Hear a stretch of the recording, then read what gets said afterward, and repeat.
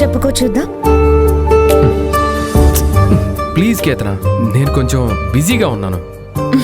రాహుల్, ఈ బిజీలు బజ్జీలు ఎప్పుడు ఉండేవే కానీ సరదాగా సినిమాకి వెళ్దామా? ఈ టైంలో సినిమా ఏంటి? అబ్బా పద రాహుల్, వెళ్దాం పద. అమ్మా కేతన, సినిమాకి షికార్లకి ఇప్పుడు కుదరదమ్మా.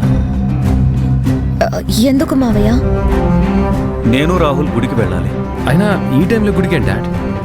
ఇది మీ అమ్మ ఆదేశం. అర్జెంటుగా నేను గుడికి తీసుకెళ్ళి నీ పేరు మీద అభిషేకం చేయమంది. పద వెళ్దాం. తప్పదా? మీ అమ్మ అడిగింది కదా, తప్పదు రాహుల్. పెద్దనా, పెద్దమ్మకి ఒంట్లో త్వరగా నయమవ్వాలని నేను కేతన కూడా గుడికొస్తామని మొక్కుకున్న పెద్దనాన్న.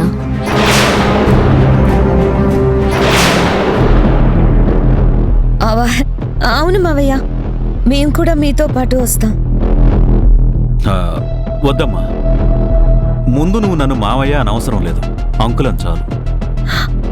అదేంటి మావయ్య అలా అంటున్నారు? అత్తయ్యని కూడా నేను అత్తయ్యనే పిలుస్తున్నాను. తనను కూడా నువ్వు ఆంటీ అనే పిలువు, మాకు అలాగే కంఫర్ట్గా ఉంది.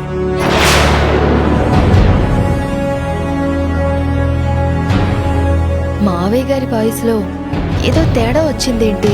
ఏదో జరిగింది. ఎంతకీ అభి ఎక్కడా కనిపించట్లేదు? ఏమో నాన్న, గదిలో కూడా లేదు. బయటికి ఎక్కడికైనా వెళ్ళిందేమో. చెప్పా పెట్టకుండా బయటికి వెళ్ళిపోవటం ఆబీకి అలవాటే కదా. సడన్ గా మాయమైపోతుంది, సడన్ గా ఇంకెక్కడ ప్రత్యక్షమవుతుంది. అయినా మనందరం గుడికి వెళ్ళడానికి అభితో సంబంధం ఏముంది? మన కుటుంబం ఉంటే సరిపోతుంది కదా.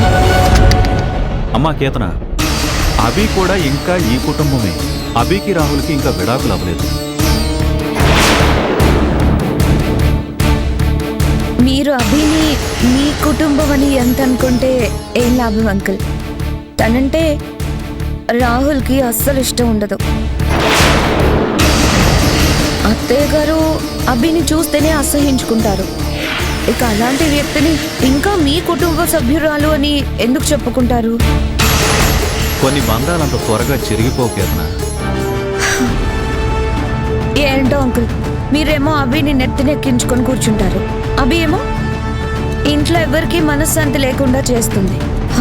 ముఖ్యంగా రాహుల్ని ముప్పు తిప్పలు పెడుతుంది.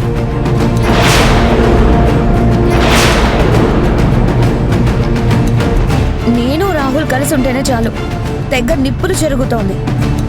అలాంటి అభిని మీరంతా వెనకేసుకురావడం ఏం బాగాలేదు అంకుల్. చూడమ్మా కేతన, అభి గురించి నీకేం తెలియదు. తెలియనప్పుడు తన గురించి నువ్వు ఇన్ని మాటలు మాట్లాడకూడదు. అంకుల్ అది కాదు, 2-3 రోజుల్లో ఇల్లు వదిలి వెళ్ళిపోయే అభి గురించి మీరెందుకు అంత ఆలోచిస్తున్నారో నాకు అర్థం కావట్లేదు. 2-3 రోజుల్లో ఈ ఇల్లు వదిలి వెళ్ళిపోయేదెవరో ఇంకా తెలియదు కదా కేతన.